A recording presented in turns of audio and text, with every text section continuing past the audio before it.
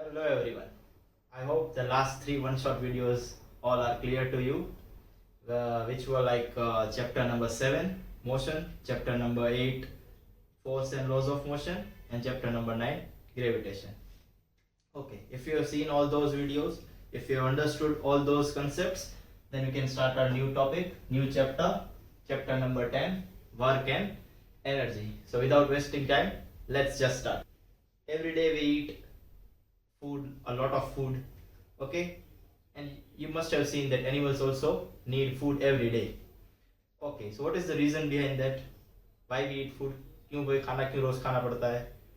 Birds, animals, everyone needs food. Why? Because they also want to survive in the nature. So for the survival they need food. Basically, what food is providing the animals and living things or living creatures? We can say energy. We eat food because we need energy, and that energy can be utilized in walking, speaking, running, sleeping, or whatever the activity we do in our day-to-day life. For every activity, what we need? Energy, and that energy can be, you can say, come from food. So food is very much necessary for us to perform various activities in our day-to-day life. Now, okay, now let's take an example to better understand what our first topic, work, is. For example, if I will say that आज बहुत पढ़ाई की है, बहुत reading किया है, बहुत लिखा है, means बहुत हार्ड वर्क किया है. Can we call this as a work in science, or can scientifically we call these particular activities as work? The question arises. For example, if I am pushing a book, or for example if I am pushing a wall, okay, I am applying force, but can we call that as work? क्योंकि दीवार तो अपनी जगह से नहीं हिल रही, इतना ज्यादा जोर लगा रहा हूँ, बहुत ज्यादा जोर लगा रहा हूँ, but the wall is not even moving from its place a inch. So can we call this as force, or can we call this as work? The answer is we have to understand the concept or scientific concept of work. Okay, now we will take some examples and we will see what is common in all these examples. For example, if you will push a pebble or if you will hit a pebble, okay, for pushing a pebble is called as applying a force. तो आपने force दिया और जैसे ही push किया pebble क्या हुआ, अपनी जगह से हिल गया, it displaces from its place. Force दिया, displacement हुआ. In the second case, for example, a girl is pushing a trolley, okay, or maybe you can say pulling a trolley. तो जब भी गर्ल ट्रॉली को पुश कर रही है या पुल कर रही है, तो फोर्स की वजह से ट्रॉली डिस्प्लेस हो रही है. There is a force, because of that the trolley displaces. Force है, डिस्प्लेसमेंट है. Let's quickly take the third example. For example, if I am lifting a book, okay, if I am lifting a book, so lifting a book मतलब मैंने force लगाया और उसे force लगा कहाँ ले आया, ऊपर. फोर्स की वजह से क्या हुआ, डिस्प्लेसमेंट. फोर्स है, डिस्प्लेसमेंट है. Basically whenever there is a force acting on an object and because of that force object displaced from its position, then it is called as work. मतलब जब भी आप फोर्स लगाओ और उस फोर्स की वजह से ऑब्जेक्ट डिस्प्लेस करे, अपनी जगह से मूव करे, फोर्स की वजह से डिस्प्लेसमेंट हो, then it is called as work done. So in science, work done is nothing but force into displacement. Now to get the proper mathematical formula of force, or you can say work done, we will have to take a type of force which is constant. अब force भी दो type के हो सकते हैं. Either if I will take a block और उसे constant एक ही मैग्नीट्यूड का मैं फोर्स दे रहा हूँ, ओके, फॉर एग्जांपल 5 न्यूटन का फोर्स है तो 5 न्यूटन का ही कांस्टेंट फोर्स दे रहा हूँ, फोर्स की वैल्यू चेंज नहीं हो रही है, that is called as constant force. दूसरे टाइप का फोर्स कौन सा हुआ, पहले मैंने धीरे फोर्स दिया, फिर मैंने बहुत जोर से फोर्स दिया. The thing that we do when we push a car खराब हो जाती है, पता है आपको, बैटरी खराब हो गई तो you have to push the car. तो पहले धीरे आप फोर्स बढ़ाना ट्राई करते हो क्योंकि चलती नहीं है, फिर चल जाती है तब आप फोर्स कम कर देते हो, तो फोर्स की वैल्यू क्या हो रही है, change. That is called as variable force. In this chapter or in our syllabus we will study only about the constant force. तो okay, now पहले तो ये बताओ मुझे कि वर्क डन जब भी हो रहा है तब कौन करता है वर्क डन, मैं करता हूँ. The answer is force will do the work done. कोई भी करे, but there must be a force in the picture. Force होगा तभी तो displacement होगा. तो work done हमेशा कौन करता है? Force. अब force can be of any type. Okay, that is a different thing. But work done by a, here we are taking constant force. अब वो force कैसा है? Constant. उसकी value change नहीं हो रही. Magnitude constant है. Now let's take an example. For example, if there is a box, ठीक है, अब उस बॉक्स को मैंने फोर्स लगाया F, कैपिटल F फोर्स लगाया, कांस्टेंट फोर्स है, मूव करेगा अपनी जगह से. फॉर एग्जांपल यहाँ था, यहाँ से कहाँ आ गया? यहाँ पे डिस्प्लेसमेंट हुआ. For example that constant force is capital F, पर जितना भी डिस्प्लेसमेंट हुआ ना, that is S, small s. Force into displacement, F into S will be your work done. जब भी कांस्टेंट फोर्स हो तो वर्क डन की फॉर्मूला क्या होगी? F into S, force into displacement. So we can define work done by a constant force as product of force and displacement, that is called as work done. Okay.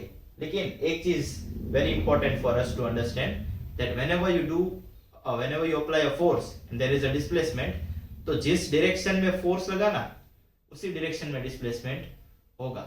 Then only you can apply this formula. तो force in the direction of, or you can say force apply and the displacement occur in the direction of force. जिस direction में force लगा है उसी direction में क्या होना चाहिए? Displacement. For that this formula is applicable, or you can say value. अब जब भी हम work done की बात करते हैं, it is a physical quantity because work can be measured. अब work done में सिर्फ magnitude की बात करेंगे, direction की बात नहीं करेंगे. समझो इसका मतलब. जब भी हम फोर्स की बात करते हैं तो we have direction in our mind कि भाई कौन सी डायरेक्शन में फोर्स लग रहा है. It is important for us. Displacement कौन सी डायरेक्शन में हो रहा है, डिस्प्लेसमेंट के लिए भी अपन मैग्नीट्यूड डायरेक्शन दोनों देखेंगे. फोर्स के लिए भी कितना फोर्स लग रहा है, कौन सी डायरेक्शन में लग रहा है, दोनों इंपॉर्टेंट है. But in work done direction is not important, only the magnitude, the number, the value is important. Okay, so it is not depending on any type of direction. As it is a physical quantity, it must have some unit. अब जो energy का unit होता है, that is only the unit of work done, which is joule, based on the name of the scientist Prescott Joule, you can say. अब ये तो चलो unit हो गया वर्क डन का, जूल. लेकिन क्या वर्क डन जीरो हो सकता है? Answer is yes. अब देखो, वर्क डन फोर्स और डिस्प्लेसमेंट पे जीरो पर डिपेंड करता है. तो अगर कोई ऐसा केस है जिसमें आप फोर्स नहीं लगा रहे हो और अपने आप डिस्प्लेसमेंट हो रहा है, तो फोर्स क्या हो गया? जीरो. फोर्स जीरो हो गया तो डिस्प्लेसमेंट कुछ भी हो, zero into displacement will be zero, तो वर्क डन क्या हो गया? जीरो. फोर्स जीरो हो तो डिस्प्लेसमेंट जीरो हो सकता है. आप फोर्स लगाओ, जैसे इस बॉल को मैं फोर्स लगा रहा हूँ, क्या ये डिस्प्लेस कर रही है? नहीं, तो डिस्प्लेसमेंट क्या हो गया? जीरो. डिस्प्लेसमेंट जीरो हो तब भी वर्क डन जीरो हो सकता है. And if force is zero, then also the work done can be zero. There are two possibilities. That's how you can say that work done is valid only when force and displacement both are there in the situation, you can say. अब zero तो हो सकता है, चलो, but work done can be positive also and it can be negative also. अब देखते हैं, चलो, कब work done अपन positive लेंगे और कब work done negative लेंगे. जब भी, for example, let's take an example of pulling a trolley. अभी लिया था हमने थोड़ी देर पहले. If you will pull a trolley, ध्यान से देखना, डायरेक्शन हमेशा दिमाग में रखनी है. जब भी डायरेक्शन या फिर वर्क डन की साइन चेक करनी हो ना, तब डायरेक्शन देखनी है आपको फोर्स और डिस्प्लेसमेंट की. For example, if I M pulling a trolley towards me, तो फोर्स कौन सी डायरेक्शन में लग रहा है? टुवर्ड्स मी, मतलब इस डायरेक्शन में फोर्स, और ट्रॉली कहाँ मूव कर रही है? इस डायरेक्शन में. फोर्स डिस्प्लेसमेंट दोनों की डायरेक्शन क्या है? सेम डायरेक्शन है, तो वर्क डन क्या होगा? Positive. Okay, when force and displacement are in same direction, the work done is positive. Let's take another example for work done to be negative. समझो ध्यान से. फॉर एग्जांपल, अगर कोई object already कुछ velocity से move कर रहा है, ठीक है, इस डायरेक्शन में कोई ऑब्जेक्ट मूव कर रहा है, कुछ भी, ब्लॉक ले लो, फुटबॉल ले लो, बॉल ले लो, मूव कर रहा है इस डायरेक्शन में. अब अगर कोई आप फोर्स लगा रहे हो, इस डायरेक्शन में मूव कर रहा है ना, अगर कोई आप फोर्स लगा रहे हो इस डायरेक्शन में सामने, तो क्या होगा? ये ऑब्जेक्ट धीरे धीरे धीरे धीरे धीरे धीरे स्लो डाउन होगा और फिर उसकी वेलोसिटी क्या हो जाएगी? जीरो. अब ध्यान से देखना, ऑब्जेक्ट यहाँ था, तब आपने फोर्स लगाना स्टार्ट किया, उस फोर्स की वजह से ऑब्जेक्ट क्या हो गया? धीरे धीरे धीरे धीरे स्लो डाउन, वेलोसिटी 0 हो गई, फिर वो फोर्स और लगाओ तो फिर डायरेक्शन चेंज हो जाएगी, वो बात की बात है। लेकिन पहले सिचुएशन में क्या हुआ, ये फोर्स की डायरेक्शन, जब फोर्स लग रहा था तब बॉल कहाँ मूव कर रहा था, इस डायरेक्शन में। फोर्स डिस्प्लेसमेंट, दोनों की डायरेक्शन क्या हो गई, ऑपोजिट। तो when force and displacement are in opposite direction we can say that the work done is negative. मतलब क्या हुआ मैथमेटिकली, कि अगर आप फोर्स को पॉजिटिव लोगे, इस तरफ लिया था अपन ने फोर्स, फोर्स पॉजिटिव लिया तो डिस्प्लेसमेंट क्या हो गया, नेगेटिव। डिस्प्लेसमेंट को पॉजिटिव लोगे तो फोर्स क्या हो जाएगा, नेगेटिव। तो यहाँ तो फोर्स पॉजिटिव होगा तो डिस्प्लेसमेंट नेगेटिव, और फोर्स और डिस्प्लेसमेंट का मल्टीप्लिकेशन ही तो होता है वर्क डन। कोई भी एक नेगेटिव होगा तो दूसरा क्या हो जाएगा, दोनों का मल्टीप्लिकेशन क्या हो जाएगा, नेगेटिव। प्लस माइनस मल्टीप्लिकेशन में क्या होता है, माइनस। तो work done will be negative, any of the quantity force or displacement is negative then work done will be negative, very important case। तो तीन चीजें याद रखनी है, वर्क डन 0 भी हो सकता है, पॉजिटिव भी हो सकता है और नेगेटिव भी हो सकता है। Let's quickly jump to the next topic, that is okay, that is the example. Okay, अगर आपको पता चल गया है कि वर्क डन पॉजिटिव है तो नेगेटिव है, तो you can able to answer this question. क्या है क्वेश्चन, फॉर एग्जांपल कोई ऑब्जेक्ट है, now you are lifting that object upwards, नीचे से ऊपर ले आ रहे हो ऑब्जेक्ट को, ध्यान से देखना। अभी ऑब्जेक्ट नीचे है, जैसे ही ऊपर ले आओगे, अब पहले तो आपको पता लगना चाहिए as work done by a force की बात हो रही है, कांस्टेंट फोर्स ही होगा, बट वो फोर्स कौन सा है, दैट आल्सो पढ़े है ना आपने, बोले बहुत सारे फोर्सेस पढ़े हैं अपन ने, contact force, non contact force, फिर gravitational force, electrostatic force, magnetic force, balance, unbalance and so on, there are so many forces. और जब भी आप ऑब्जेक्ट को नीचे से ऊपर ले आ रहे हो तब बेसिकली दो फोर्सेस लगेंगे, कौन कौन से, एक तो एक्सटर्नल फोर्स जो मैं लगा रहा हूं, that is called as external force, नीचे से ऊपर ले आने में। क्या वो और कोई फोर्स लग रहा है उस ऑब्जेक्ट पे, answer is yes, and that force is gravitational force. देखो ऑब्जेक्ट को जब मैं नीचे से ऊपर ले आ रहा हूं तो कौन सा फोर्स लग रहा है, एक्सटर्नल फोर्स जो मैं लगा रहा हूं। अब जैसे ही मैं वो फोर्स छोड़ूंगा तब आपको दूसरा फोर्स दिखेगा, कौन सा, ऊपर से नीचे आएगा ना object, because gravitational force is also acting upon the object. जैसे ही ऑब्जेक्ट को नीचे से ऊपर ले आऊंगा, ऊपर की डायरेक्शन में कौन सा लग रहा है, मैंने लगाया वो एक्सटर्नल यू कैन से फोर्स, और ऊपर से नीचे कौन सा लग रहा है, ग्रेविटेशनल फोर्स। लास्ट चैप्टर पढ़ा था ना gravitation, always acting in vertically downward direction. तो नीचे ग्रेविटेशनल फोर्स, ऊपर एक्सटर्नल फोर्स। अब ध्यान से देखना, work done by external force क्या होगा, तो एक्सटर्नल फोर्स की वजह से जो वर्क डन हो रहा है वो पॉजिटिव है या नेगेटिव है, you try to figure out first. देखो फोर्स लग रहा है ऊपर, एक्सटर्नल फोर्स, डिस्प्लेसमेंट भी कहाँ हो रहा है, ऊपर, same direction, work done will be positive, correct. If you have guessed positive then you are correct. लेकिन work done by gravity, gravity कहाँ लग रही है, मतलब ग्रेविटेशनल फोर्स कहाँ लग रहा है, जैसे ऑब्जेक्ट को नीचे से ऊपर ले आ रहे हो, ग्रेविटेशनल फोर्स तो नीचे ही लग रहा है, ग्रेविटेशनल फोर्स नीचे, जहां कहाँ आ रहा है ऑब्जेक्ट, डिस्प्लेसमेंट कहाँ हो रहा है, नीचे से ऊपर, डायरेक्शन क्या हो गई, ऑपोजिट, ऑपोजिट डायरेक्शन, मतलब work done will be negative, work done by gravitational force will be negative. तो इस टाइप से आपको सोचना है, then you can find out the work done as positive और negative. Coming to the next topic, that is itself the name of the chapter, energy. अब जब भी आप कहते हो मैंने वर्क डन किया, या फिर I am applying the force and displacement occur, but can you apply a force without energy, energy नहीं होगी तो वर्क डन हो पाएगा, no. So energy is very much important. जब भी एनर्जी दिमाग में वर्ड आता है सबसे पहले क्या आता है, what is the ultimate natural biggest source of energy, so the biggest natural source of energy is sun. We get energy from directly from sun, directly, or you can say indirectly from sun. It is very much responsible for our need of energy, or you can say survival. Okay, अब there are also many sources of energy. We know that we have thermal energy, nuclear energy, bioenergy, biomass energy and etc.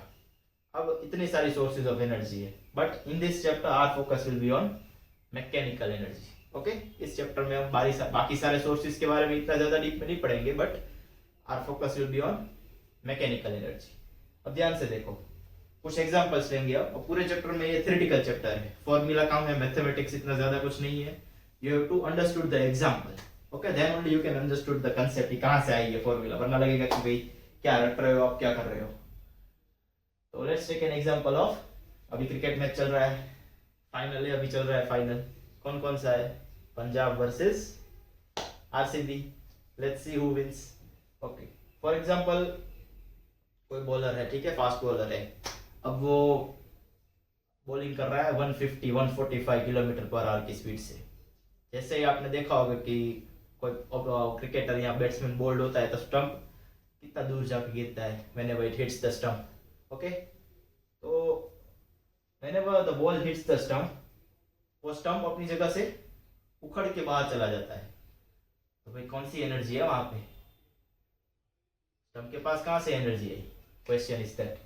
For example कोई object आप raise कर रहे हो, ठीक है, नीचे से ऊपर ले आ रहे हो, अब ये ऑब्जेक्ट है, उसको आपने अपनी इंटरनल एनर्जी या फिर एक्सटर्नल वर्क डन करके ऊपर ले आए, जैसे ही छोड़ दोगे नीचे जाएगा। तो क्या एनर्जी के, अगर एनर्जी ना हो उस ऑब्जेक्ट में तो क्या नीचे जाएगा, मतलब उसके अंदर भी कुछ ना कुछ एनर्जी आ जा रही है या फिर कहीं ना कहीं से आ जा रही है, you can say. For example if you take a hammer, you take a nail, जैसे ही नेल पर मारोगे हैमर, नेल अंदर चली जाएगी, तो नेल ने डिस्प्लेसमेंट किया, उस पर आपने फोर्स लगाया, लेकिन एनर्जी कहाँ से है नेल पे, और कौन सी एनर्जी है, question is that. For example, so from all these examples we can say that whenever object does work, जब भी कोई भी ऑब्जेक्ट, जैसे मैं कंटिन्यूसली बोल रहा हूँ अभी, आई एम यूटिलाइजिंग और यूजिंग माई एनर्जी, तो मेरी एनर्जी क्या होगी, कंटिन्यू यूज कर रहे हो तो I will lose my energy, energy value will be decreased. Similarly whenever object does work, कोई भी ऑब्जेक्ट जब वर्क करता है ना, definitely it will lose energy, और जिस पे मैंने वर्क किया है it will gain energy. Object on which work is done will gain energy. क्या समझना है इसमें, कि कोई भी प्रोसेस हो रही है, कोई भी वर्क डन कर रहे हो आप, फोर्स लगा रहे हो, कौन वर्क डन कर रहा है, उसकी एनर्जी क्या होगी, reduce, he will, the object will lose the energy. और जब वो ऑब्जेक्ट लूज कर रहा है एनर्जी, तो उसने एनर्जी लूज की, तो कहीं ना कहीं तो एनर्जी गई होगी, जिसपे भी वो एनर्जी गई है वो क्या करेगा, एनर्जी को गेन करेगा, उसकी एनर्जी की वैल्यू क्या होगी, increase. Okay, that's how you can understood by losing और gaining the energy. Basically what is energy then, energy is nothing but the capacity of doing work. Work करने के लिए जो आपकी कैपेसिटी है, that is nothing but the energy. So basically the unit of energy will be same as that of work done. क्या था work done का ऐसा यूनिट, जूल। एनर्जी का भी यूनिट क्या होगा, जूल। कभी कभी we are using bigger units also, ऐसा यूनिट जूल है, बट क्वेश्चन में कहीं कहीं पे आपको किलो जूल में वैल्यू दे दी होगी, तो you may be able to convert it into joule. Kilo joule याद रखना है, kilometre, kilogram, kilo joule, kilo watt, अभी पावर पढ़ेंगे। जब भी किलो वर्ड आए ना, हमेशा किलो को रिप्लेस करना है 10⁻³ से, याद ही रखना है। किलो मीन्स 10⁻³ 10⁻³ मतलब 1 के पीछे कितने zero, 3, that is called as 1000। 10⁻³ मतलब 1000, तो 1 किलो जूल की वैल्यू क्या होती है, 10⁻³ जूल, तो एज इट इज किलो की जगह 10⁻³ रख देना है। किलो जूल मतलब 1000 जूल, किलोग्राम मतलब 1000 ग्राम, किलोमीटर मतलब 1000 मीटर, किलो मतलब 1000। Coming to the next topic, that is forms of energy. We know that there are so many forms of energy like mechanical energy, heat energy, chemical energy, electrical energy, light energy, etc. अब इतने सारे energy के forms हैं, हम कौन सा पढ़ेंगे इस चैप्टर में, अभी मैंने कहा in that source of energy I have told you that we will study in this chapter about mechanical energy. अब चलो, first to understand mechanical energy we have to have knowledge about what is kinetic energy.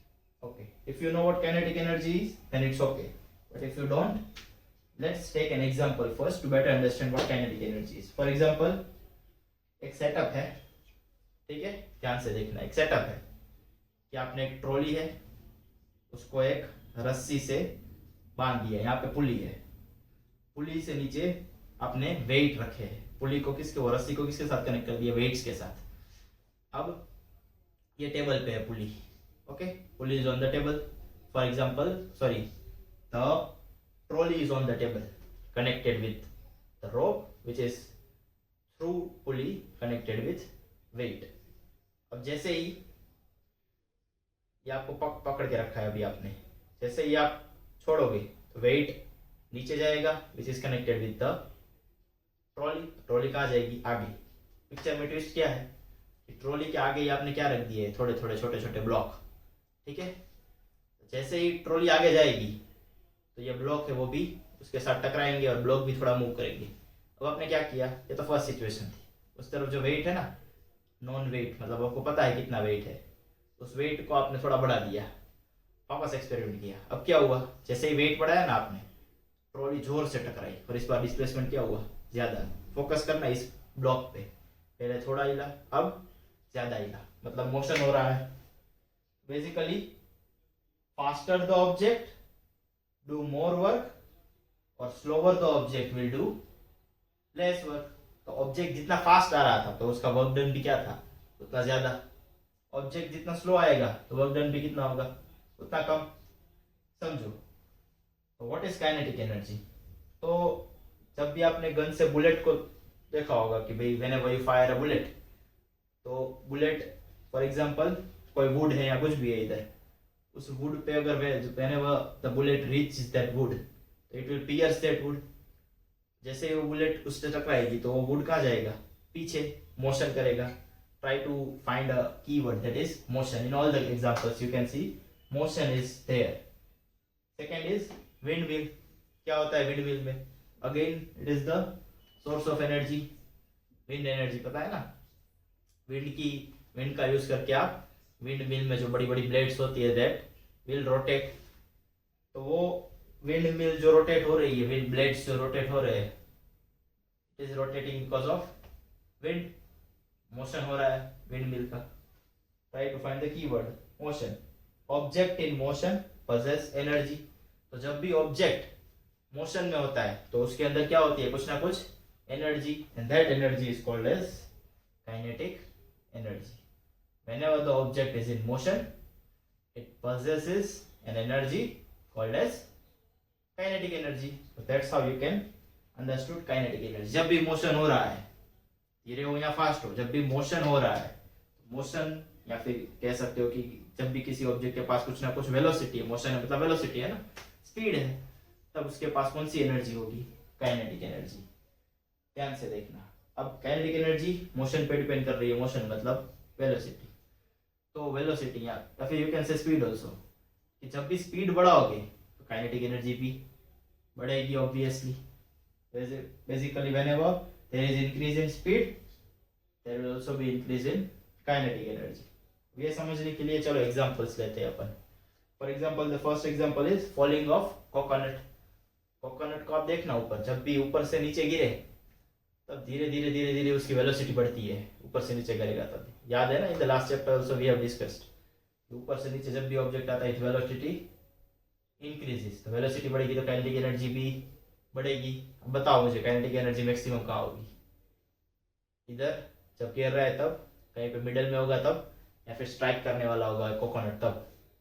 The answer is whenever the coconut, और you can say whenever it will reach near the ground, जब भी strike करने वाला होगा तब it will have a maximum kinetic energy। क्यों भाई? क्योंकि तब वेलोसिटी क्या होती है? मैक्सिमम। नीचे पहुंचता है तो मैक्सिमम वेलोसिटी कब होगी? जब स्ट्राइक करने वाला होगा। जहाँ पे वेलोसिटी मैक्सिमम मतलब स्पीड मैक्सिमम, तो kinetic energy maximum. That was example of falling coconut. Another example is of speeding car. Car में बैठते हो, मोशन कर रही है, उसका भी कुछ ना कुछ काइनेटिक एनर्जी है। बहुत स्पीड में जा रही होगी तो काइनेटिक एनर्जी क्या होगी? बहुत ज्यादा। फ्लाइंग एयरक्राफ्ट पता है आपको, बहुत स्पीड में जाता है, आवाज भी आती है, इतना स्पीड में जाता है। Okay, it must have a kinetic energy. For example athlete is running, you can say in a track. Running मतलब मोशन कर रहा है, it has some velocity, it has some kinetic energy. Water flows, कि भाई पानी भी जब flow करता है तो it is moving, it is doing some motion, it has some velocity, means it has some kinetic energy. So whenever there is a motion, whenever there is a velocity of an object, that particular object has some kinetic energy. Okay, चलो ये तो बहुत theory हो गई। अपन को चाहिए अभी एक फॉर्मूला, एक मैथमेटिकल फॉर्मूला, इंटरप्रिटेशन चाहिए मैथमेटिकल। तो अब ये फॉर्मूला याद तो हो जाएगी, इतनी कुछ हार्ड नहीं है, but we have some steps that is called as derivation, derive करेंगे अपन। तो मतलब your previous knowledge will have to be very sharp. क्यों कह रहा हूँ मैं, अभी तक अपन ने 3 चैप्टर पढ़ लिए है फिजिक्स की, 7, 8 एंड 9। ओके, उनमें से कुछ कुछ चीजें हैं जो आपने याद रखी होगी, I hope, then you can derive it by yourself also. कुछ नहीं है, चलो याद नहीं है तो भी। लॉज ऑफ मोशन में अपने सेकेंड लॉ ऑफ मोशन पढ़ा था। क्या था second law? F proportional to rate of change in momentum. अब उसी को स्पेशल केस क्या था, F is equals to M A. We can write F is equals to M A as the second law. और 3 equation पढ़ी थी अपन ने। Acceleration constant हो ना, whenever there is an accelerated motion, acceleration constant हो तो we can use 3 equation of motion. उनमें से थर्ड इक्वेशन कौन सी थी? v square minus u square is equals to 2as। इसमें v स्क्वायर क्या है? v means final velocity, u means initial velocity, a is the acceleration, constant acceleration, and s is the displacement। अब चलो work done में क्या चाहिए? Force into displacement. याद है ना, अभी डिराइव किया, work done bye constant force is force into displacement, f into s। चलो f की जगह तो मैं ये लिख सकता हूँ, बट यहाँ पे v square minus u square is equal to 2as है, मुझे तो चाहिए s, तो मैं क्या करूंगा, s को सब्जेक्ट बना लूंगा। What I will get, s is equals to v square minus u square upon 2a। f की वैल्यू m है, यहाँ से रखी, s की value v square minus u square by 2a यहाँ से रखी। जैसे ही वैल्यू रखूंगा ऊपर नीचे देखो a आ रहा है, एक्सेलरेशन दोनों में आ रहा है, acceleration will be cancel out. What I will gate, m by 2 v square minus u square. m by 2 की जगह मैं 1 by 2 into m लिख सकता हूँ, तो work done is equals to half m v square minus u square. अब u क्या था? Initial velocity. Initial velocity for example अगर ऑब्जेक्ट रेस्ट से स्टार्ट कर रहा है, तो रेस्ट पे है ऑब्जेक्ट, तो इनिशियल वेलोसिटी क्या होगी? 0। अब initial velocity is 0, what I can write, इसकी जगह 0 रख दो, half m into V square, तो वर्क डन क्या हो जाएगा? Half m into V square. अब याद करो v क्या है यहाँ पे? ऑब्जेक्ट की फाइनल वेलोसिटी, या फिर वेलोसिटी अगर इनिशियल वेलोसिटी 0 है तो। अब वो वेलोसिटी क्या है? कांस्टेंट, ठीक है, कांस्टेंट वेलोसिटी से मूव कर रहा है, मतलब मोशन कर रहा है। जब भी मोशन कर रहा हो, जब भी कुछ ना कुछ वेलोसिटी हो, उसके अंदर कौन सी एनर्जी होगी? कहाँ गया? Kinetic energy. तो वर्क डन करने में जो एनर्जी दी थी ना आपने, उसे मोशन में लाने में, उसको वेलोसिटी प्रोवाइड करने में, जो भी एनर्जी आपने दी थी, वर्क डन किया था तब, तो वर्क डन वाली एनर्जी अब किस में कन्वर्ट हो गई होगी? मोशन में, तो काइनेटिक एनर्जी। तो ई के basically the kinetic energy is equals to, formula वही रहेगी, हाफ m v स्क्वायर। तो वर्क डन वाली एनर्जी काइनेटिक एनर्जी में कन्वर्ट हो जाएगी, which has a formula which depends on mass and the square of velocity, and that velocity is constant in this case. So half m v square is the formula of kinetic energy. k dot e भी लिख सकते हो, यहाँ पे e k लिखा है, that is also the kinetic energy. Okay? अच्छा चलो, काइनेटिक एनर्जी का यूनिट क्या होगा? एनर्जी है तो एनर्जी का यूनिट क्या होता है? जूल। काइनेटिक एनर्जी का यूनिट क्या होगा? जूल। कोई भी एनर्जी है, it is a unit joule तो है ही हमेशा। वर्क डन भी क्या है? एक टाइप की energy, unit joule. Kinetic energy आगे जाकर पढ़ेंगे अपन, पोटेंशियल एनर्जी यूनिट क्या होगा? जूल। एनर्जी जब भी है यूनिट जूल है, ठीक है। चलो, potential energy, okay, second you can say form of energy is our potential energy. To understand potential energy, let's take some examples. Rubber है, रबर बैंड खींचो, छोड़ दो, करना नहीं है, you know what will happen। जैसे ही खींचोगे छोड़ोगे तो वापस अपनी पोजीशन में वापस आना चाहेगा वो। उसके अंदर क्या आई? कुछ ना कुछ एनर्जी आई ना। जब भी आपने उसका शेप चेंज किया, ठीक है, इंक्रीज किया, तब क्या हुआ? उसके अंदर कुछ ना कुछ एनर्जी आई जो उसे वापस अपने शेप में ला रही है। याद रखना, कन्फिगरेशन चेंज किया, शेप मतलब कन्फिगरेशन। स्लिंकी देखी हो आपने, there is a slinky. Slinky को भी आप जैसे ही आप एक्सपांड करोगे, खींचोगे, स्ट्रेच करोगे और छोड़ोगे, तो अपनी पोजीशन पे वापस आएगी, धीरे धीरे ऐसे ऐसे मूव करने लगती है। That is your slinky. उसमें भी आपने शेप चेंज किया तो उसकी वजह से क्या आई? एनर्जी। अब एग्जाम्पल, फॉर एग्जाम्पल कोई ऑब्जेक्ट है, ठीक है, कोई ऑब्जेक्ट है जिसको आप किसी हाइट पे ले जा रहे हो। If you will take an object at a height, ठीक है, उसके अंदर भी कुछ ना कुछ एनर्जी आई ना, तो वो एनर्जी उसे ऊपर से नीचे ला रही है, अपने आप तो ऑब्जेक्ट आएगा नहीं। Basically that energy will lead it to potential energy. Okay, so energy gets stored due to work done on an object. That stored energy is called as potential energy. समझो इसका मतलब, जब भी आप कोई भी एग्जांपल लो ऊपर वाला, whenever you are doing a work, और वर्क डन की वजह से कोई एनर्जी स्टोर हो रही है किसी ऑब्जेक्ट में, जब भी ऑब्जेक्ट को मैंने नीचे से ऊपर लाया तो मैंने वर्क डन किया, वही वर्क डन की वजह से उसके अंदर कुछ एनर्जी स्टोर हो गई ना. अब आपको लगेगा कहाँ स्टोर हुई है, छोड़ो, उस एनर्जी की वजह से तो ऑब्जेक्ट नीचे आ रहा है. तो that stored energy is called as potential energy. तो एग्जैक्ट डेफिनेशन पे आ जाते हैं अपन. Energy present in an object by virtue of its position और configuration is called as potential energy. तो जब भी किसी ऑब्जेक्ट का पोजीशन चेंज करो या फिर कॉन्फ़िगरेशन चेंज करो, पहले दो केस में अपन ने शेप साइज चेंज किया था, that is called as change of configuration. तो पोजीशन मतलब यहाँ पे था, यहाँ से यहाँ रख दिया, कहीं और रख दिया, हाइट में या फिर कॉन्फ़िगरेशन में या फिर पोजीशन में कुछ चेंज कर रहे हो, तो कौन सी एनर्जी आएगी, कौन सी एनर्जी स्टोर होगी उस ऑब्जेक्ट में, पोटेंशियल एनर्जी. बस इतना ही याद रखना है, ठीक है. इसी पोटेंशियल एनर्जी को आगे बढ़ाते हुए we have another term, but before that कि भाई ये कॉन्फ़िगरेशन क्या था, अगर समझ ना आया तो we can take one more example, that is stretching a bow. Bow arrow देखा है आपने, आर्चरी देखी होगी. Whenever you will stretch that bow, वो जो थ्रेड होगी ना उससे आप स्ट्रेच करोगे वहां पे या एरो रख के, तब शेप की चेंज, ये शेप पहले स्ट्रेट था, आपने खींचा, ठीक है. जैसे ही उसे छोड़ोगे तो वो थ्रेड है जो भी है वो अपनी एनर्जी किसको ट्रांसफर करेगा, एरो को. एरो कहाँ जाएगा, आगे. इसके अंदर जब आपने खींचा तब कौन सी एनर्जी आई, शेप चेंज होने की वजह से, कॉन्फ़िगरेशन चेंज होने की वजह से energy stored will be the potential energy. Okay, so that is what potential energy is, basically the stored energy due to work done. Let's start another topic somewhat related to potential energy, that is gravitational potential energy. क्या है gravitational potential energy? कि जब भी आप किसी object को अंदर potential energy दे रहे हो या फिर पोटेंशियल एनर्जी स्टोर कर रहे हो, देन अगर वो ग्रेविटेशनल फोर्स के ऑपोजिट डायरेक्शन में जा रहा है ऑब्जेक्ट, तो उसके अंदर कौन सी एनर्जी आएगी, potential energy, gravitational potential energy. कि भाई जैसे ही मैंने ऑब्जेक्ट को नीचे से ऊपर ले आया, चलो पोटेंशियल एनर्जी तो है ही, बट ग्रेविटेशनल फोर्स अगर है नीचे, तो ग्रेविटेशनल फोर्स के ऑपोजिट डायरेक्शन में वर्क किया ना अपन ने ऑब्जेक्ट को लाने के लिए, that's why it has a gravitational potential energy. अब चलो काइनेटिक एनर्जी की फॉर्मूला क्या थी, E K is equals to half mv², work done से अपन ने डिराइव की. वैसे ही we can derive the formula for this gravitational potential energy.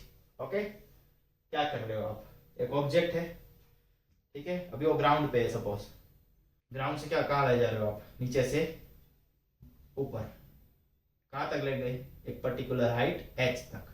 Okay, suppose यहाँ पे स्मॉल h है, because we have used small h, तो हाइट कितनी है, स्मॉल h. किसी ऑब्जेक्ट को आप स्मॉल h तक ले जा रहे हो, स्मॉल h हाइट तक, ग्राउंड है, ग्राउंड से h हाइट तक ले गए ऑब्जेक्ट, तो फोर्स लग रहा होगा कुछ, दैट फोर्स अब इतना धीरे धीरे ले जा रहे हो आप कि जो ग्रेविटेशनल फोर्स नीचे लग रहा है ना, उतना ही फोर्स आप ऊपर लगा रहे हो. तो फोर्स की वैल्यू क्या होती है, ma. और जब भी आपको पता है कि अर्थ के सरफेस पे आप करते हो, लास्ट चैप्टर पढ़ा होगा आपने, तो a को किससे रिप्लेस कर सकता हो, a can be replace by gravitation acceleration g, जो कि नीचे की डायरेक्शन में लगेगा. ऊपर की डायरेक्शन में जो फोर्स वगैरह will be equal to that gravitational acceleration into mass f, x equals to mg. अब फोर्स इनटू डिस्प्लेसमेंट क्या होता है, वर्क डन. ध्यान से देखना, work done is equals to force into displacement. Force की क्या वैल्यू ली अपन ने, mg, बिकॉज ग्रेविटेशन एक्सेलरेशन भी लग रहा है, फोर्स की जगह mg लिख दिया. और डिस्प्लेसमेंट कहाँ से कहाँ हो रहा है, यहाँ से यहाँ तक का आपने क्या ले लिया, हाइट, ठीक है. तो m into g into h will be your work done. अब जब भी वर्क डन कर दिया आपने, एक पर्टिकुलर हाइट तक ले गए, तब वही वर्क डन इसमें कन्वर्ट हो जाएगा, will be stored in form of potential energy. Potential energy की फॉर्मूला भी क्या होगी, mgh. Remember it's mgh. Okay, mgh potential energy. अब बहुत इंपॉर्टेंट चीज है इस वर्क डन के बारे में, दैट इज कि अगर आप ऑब्जेक्ट को यहाँ से यहाँ सीधा ला रहे हो, फॉर ये एग्जांपल ये ए पॉइंट है and there is a B point, तो एक तो ये पाथ हो गया, पाथ नंबर 1 कि सीधा यहाँ से यहाँ ले आए। सेकेंड केस, ऑब्जेक्ट यहाँ पर है, पहले यहाँ ले गए, फिर यहाँ ले गए, फिर यहाँ ले गए, फिर यहाँ ले आए। तो ऐसे ऐसे करके आपने सेकेंड पाथ लिया। तो फर्स्ट पाथ में वर्क डन क्या मिला था अपन को, mgh। सेकेंड पाथ में क्या मिलेगा वर्क डन, mgh ओनली। क्यों, फोर्स कितना लगेगा, mg। हाइट कितनी होगी यहाँ से यहाँ तक की, फाइनल और इनिशियल नहीं देखना है सीधा, ये वाला नहीं देखना है कुछ, फाइनल यहाँ पे, इनिशियल यहाँ पे था, क्या हुआ shortest, h distance, h height.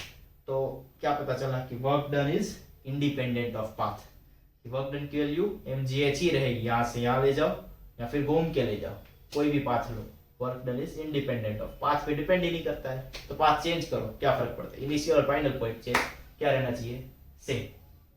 Coming to the next topic, that is law of conservation of energy. मतलब क्या एनर्जी कन्वर्ट हो सकती है, is energy interconvertible, can energy be converted to other forms. The answer is yes. आप खाना खाते हो, energy आ जाती है, फिर वही एनर्जी आप यूटिलाइज करते हो कोई भी एक्टिविटी करने में, मीन्स एनर्जी कहाँ से कहाँ ट्रांसफर हो रही है ना। For example if you are switching on, तो आप इंटरनल यूज करके वो मैकेनिकल वर्क कर रहे हो, मैकेनिकल एनर्जी, पंखा चालू हो गया, कैसे, जादू से, इलेक्ट्रिकल एनर्जी मिली ना उससे, वही इलेक्ट्रिकल एनर्जी मैकेनिकल एनर्जी में कन्वर्ट हो रही है। मतलब एनर्जी यहाँ एक फॉर्म से दूसरे फॉर्म में कन्वर्ट होती जा रही है। अब समझो क्या कहता है law of conservation of energy. I will tell you the statement first. It states that energy can neither be created nor be destroyed, it can just transferred from one form to another form। कि energy को you cannot even produce, you cannot even destroy energy, it can just transferred from one form to another। मतलब कि जब भी energy transfer होगी one form से दूसरे form में, एक फॉर्म से दूसरे फॉर्म में, तो पहले टोटल एनर्जी जितनी भी थी, अब एक एनर्जी हो ऐसा तो जरूर नहीं है, काइनेटिक एनर्जी भी हो सकती है, पोटेंशियल एनर्जी भी हो सकती है, जो भी है टोटल एनर्जी जितनी भी होगी ट्रांसफर होने से पहले, ट्रांसफर होने के बाद भी टोटल एनर्जी क्या रहेगी, उतनी ही। Okay, that is called as total energy before will be equal to total energy after the transformation of energy. अब ये समझने के लिए we can take the example of free fall. ध्यान से समझना कि आपने कहा ना पहले और बाद में एनर्जी क्या है, सेम, याद रखना। चलो फॉर एग्जांपल अगर कोई ऑब्जेक्ट है किसी हाइट h हाइट पे है, ठीक है, उसका मास क्या है m, नीचे से ऊपर ले आए, m मास है, h हाइट पे है, यहाँ से यहाँ तक हाइट क्या है ग्राउंड से h।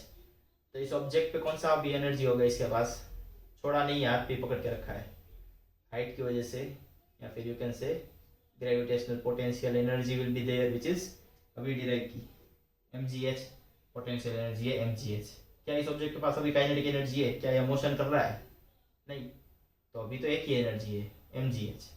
Potential energy plus kinetic energy क्या होगा, mgh प्लस 0। टोटल एनर्जी कितनी हुई, पोटेंशियल एनर्जी ओनली mgh ही होगी टोटल एनर्जी, ठीक है। जैसे मैंने उसे छोड़ दिया, it is called as free fall, gravitation acceleration की वजह से नीचे आएगा। तो जब भी ऑब्जेक्ट ऊपर से नीचे आएगा, ध्यान से देखना, पोटेंशियल एनर्जी होगी ना, वो किसकी वजह से थी, हाइट की वजह से। Potential energy depends on height, और ऊपर से नीचे आएगा ऑब्जेक्ट तो हाइट क्या होगी, कम। If the height will decrease the potential energy will also decrease. अब जैसे ही पोटेंशियल एनर्जी डिक्रीज हो रही है, साथ साथ देखो उस ऑब्जेक्ट की मोशन भी स्टार्ट हो गया, मतलब उसकी कुछ ना कुछ वेलोसिटी भी आ गई, मोशन स्टार्ट हो गया, मूवमेंट हो गया, मतलब वेलोसिटी आ गई। वेलोसिटी क्या हो रही है, बढ़ रही है। हाइट क्या हो रही है, घट रही है। हाइट बढ़ेगी, हाइट घटेगी, पोटेंशियल एनर्जी घटेगी। If height decreases, the potential energy will decrease. At the same time, simultaneously, the velocity is increasing. Means velocity किसमें आती है, half mv square, kinetic energy में। वेलोसिटी बढ़ेगी, काइनेटिक एनर्जी बढ़ेगी। Potential energy decreases, kinetic energy increases. तो नीचे जाते जाते पोटेंशियल एनर्जी घटती जाएगी, और जैसे ही स्पीड बढ़ेगी, वेलोसिटी बढ़ेगी, काइनेटिक एनर्जी बढ़ेगी। और जब भी ऑब्जेक्ट स्ट्राइक होने वाला होगा, एग्जैक्ट जब स्ट्राइक होने वाला होगा, तब उसकी काइनेटिक एनर्जी क्या होगी, maximum, half mv square. Velocity maximum तो काइनेटिक एनर्जी भी मैक्सिमम। और पोटेंशियल एनर्जी क्या होगी, हाइट बहुत कम हाइट है, पोटेंशियल एनर्जी क्या होगी mgh, बट हाइट मिनिमम तो पोटेंशियल एनर्जी भी मिनिमम। तो एक पर्टिकुलर पॉइंट तक kinetic energy plus potential energy का सम क्या रहेगा, जब ट्रैवल कर रही है तब mgh plus half M V square, तो टोटल एनर्जी क्या हो गई mgh plus half M V square which is constant. तो total energy before and total energy after will be same. तो mgh plus half mv square will be constant, and this constant or the sum of kinetic energy plus potential energy is called as mechanical energy. Total energy भी कह सकते हो, but it is also called as mechanical energy. That's how you can define mechanical energy. अभी तक अपन ने work done पढ़ा था, ठीक है. स्टार्टिंग से we are discussing what is work done. Okay, basically it is nothing but the product of force into displacement. अब ध्यान से समझो, बहुत कुछ ध्यान से समझना है आज. There are two people, या फिर दो लड़के, चलो एक का नाम है ए, एक का नाम है बी. नाम इसलिए नहीं ले रहे, फिर आपको लगेगा आपका नाम क्यों नहीं लिया. एक का नाम है ए, एक का नाम है बी.